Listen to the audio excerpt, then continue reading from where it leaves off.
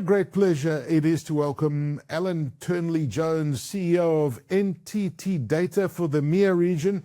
And Alan's no stranger to what's next. He's been on the show before. He's been with DATA MEA since 1999, if I'm not mistaken, as he led the company's managed cloud infrastructure services since 21.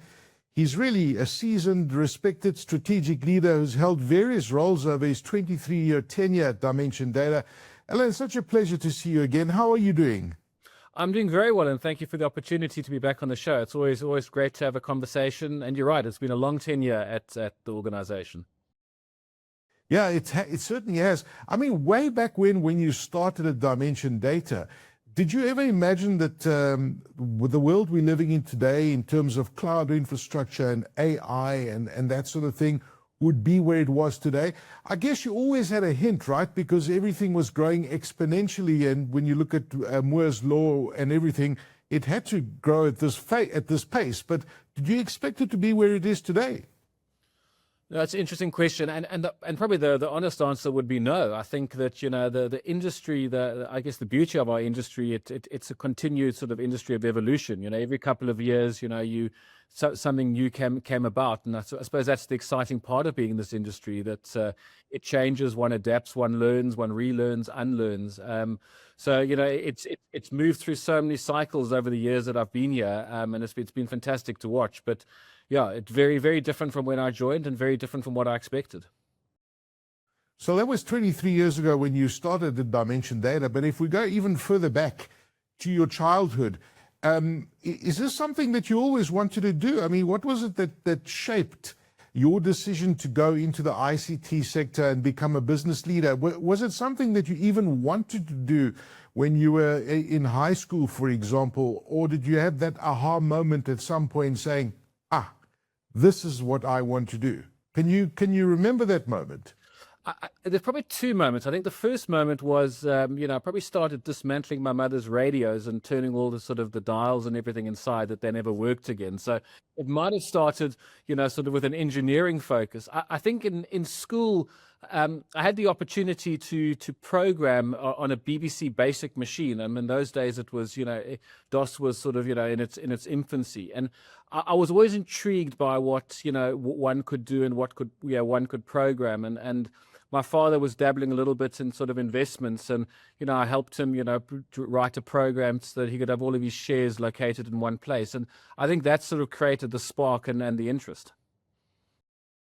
You know, I'm laughing because that's what I used to do. I used to get into such trouble, right? My parents would come home and they'd find the radio in pieces. And on the one day there was the television. And, you know, in those days, televisions were very expensive. I was trying to figure out, how does this wireless technology work, that something comes out the radio or the television screen? And I was trying to work that out. But interesting that you took those things apart. Was it in the days of the ZX Spectrum that you were programming, or was it a Commodore 64? Can you remember? Yeah, so it was in those days. I think played around on all of those, you know, sort of the early days, even you know, using tapes to record things and upload things. So yeah, yeah, very early days, and how, you know, how our industry has moved, as you say. Yeah. Yeah, well, listen, now we're giving our age away, but can you remember your first ever job? What was it that you did? And if you don't mind me asking, how much was your first salary that you probably looked at it and said, wow, I've worked a full month and I've earned my wage?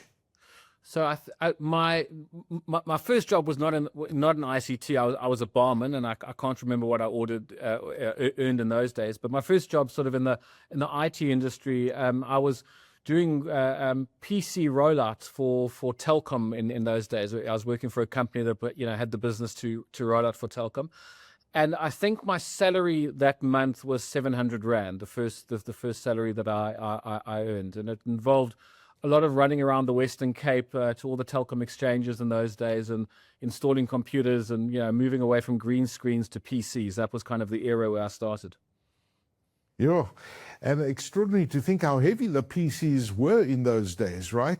And then you joined Data. That was back in 1999. That's when things, I guess, started changing for you. What struck you about Dimension Data back then? And I remember Dimension Data back in the day, great South African company, still is, and obviously been through acquisitions, etc. But what made Dimension Data attractive for you to work at way back in 1999?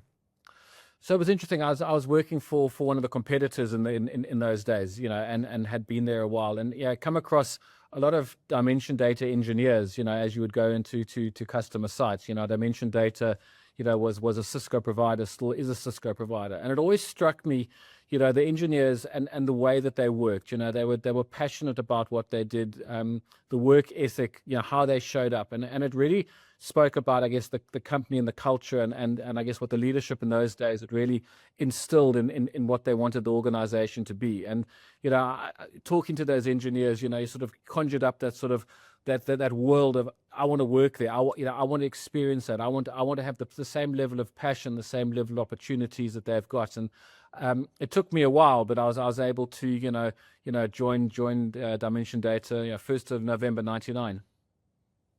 So interesting.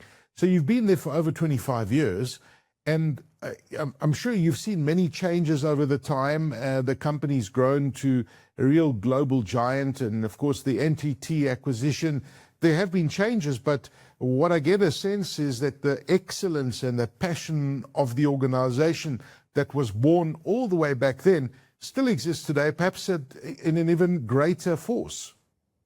Absolutely. I mean, I think something that I really hold dear about sort of the culture of this organization is the people. But I think more importantly, and even when we were acquired by NTT, is just we show up around the world. We show up in South Africa. We show up in Cape Town, where I am today, and we show up as the company in the country that we operate. We respect the cultures. We work close to that. And for me, that's so important. We really empower people in the organization.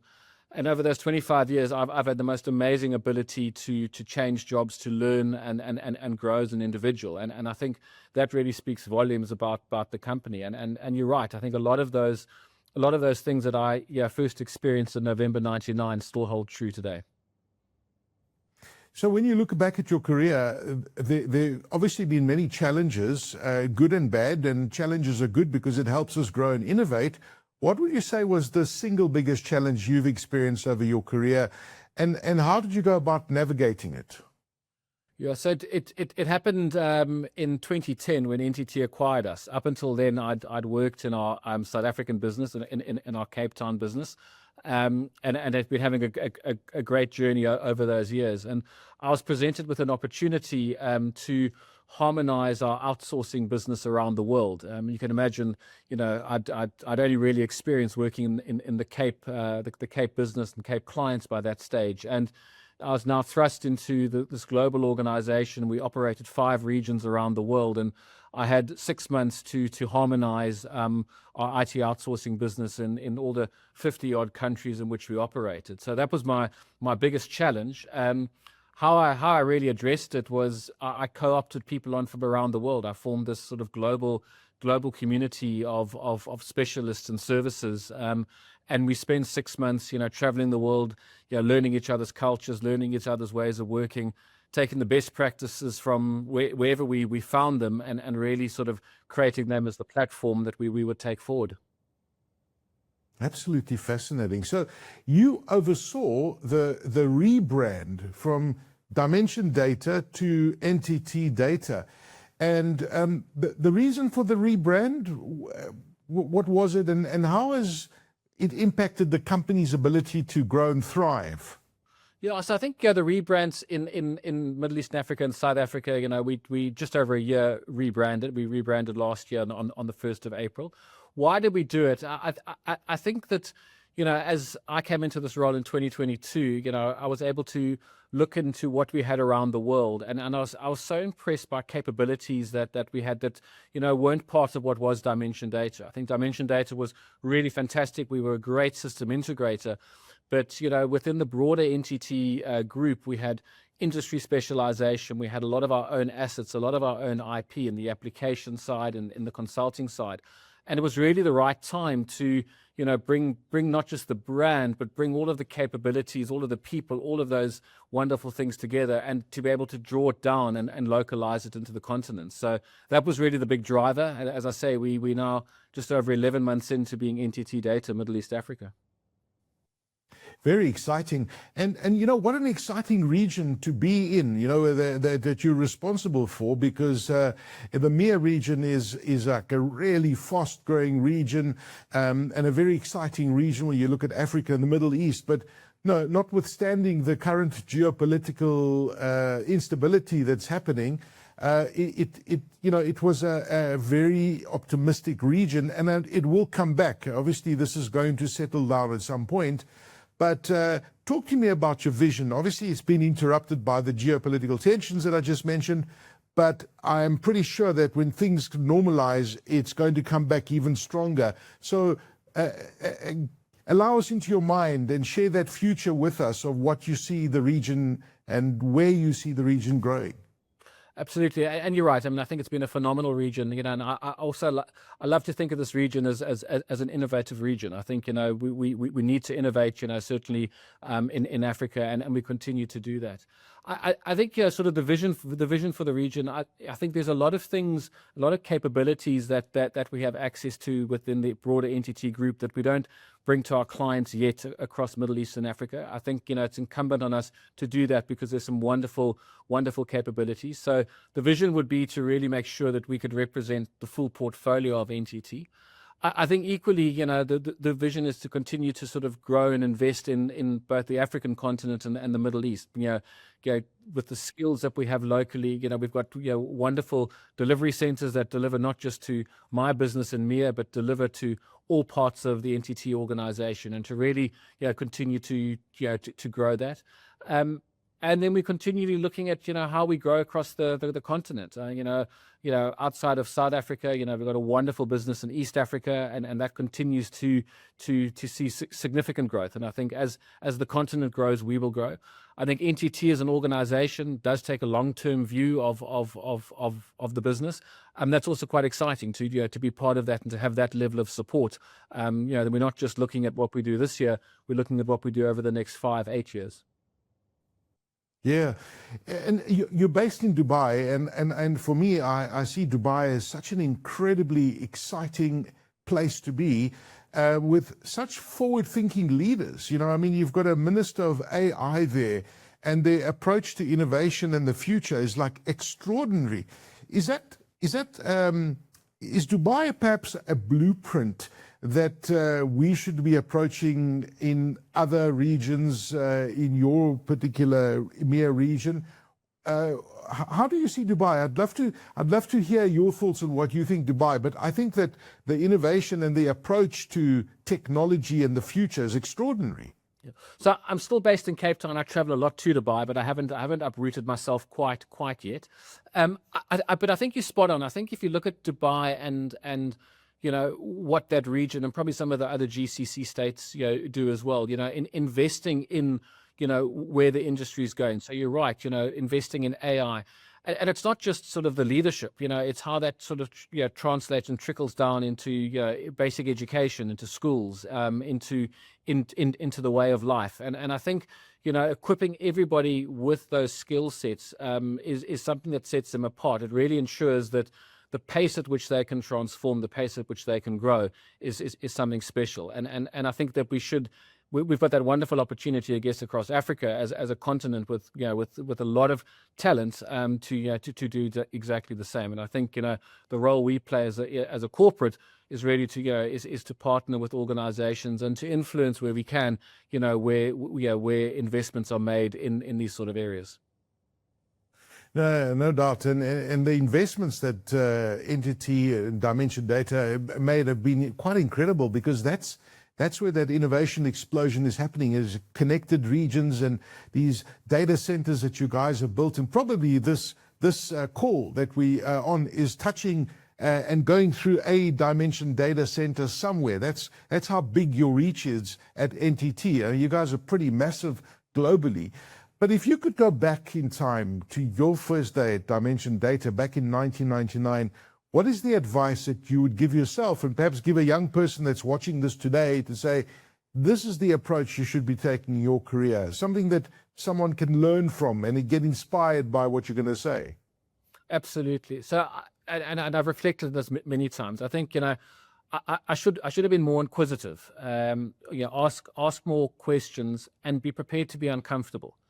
I think it's very easy in one's career to get into into a steady state and you sit in the same place. I think I've been fortunate that both, I guess, from my side and from the organization side, they've created these new opportunities.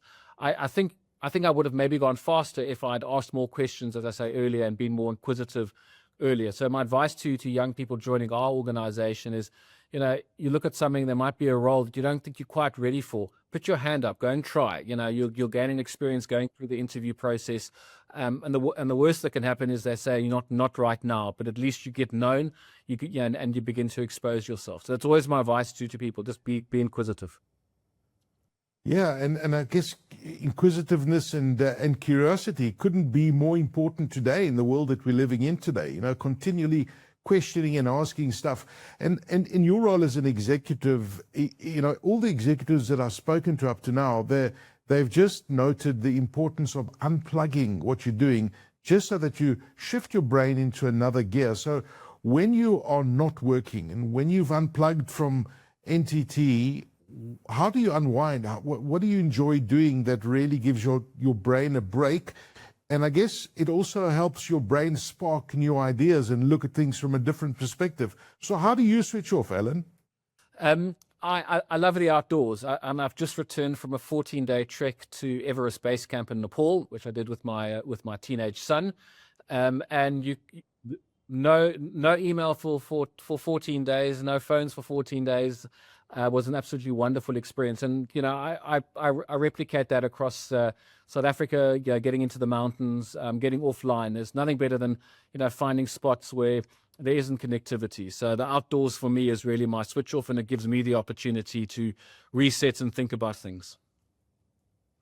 That must have been quite an incredible experience and something really beautiful to do with your son.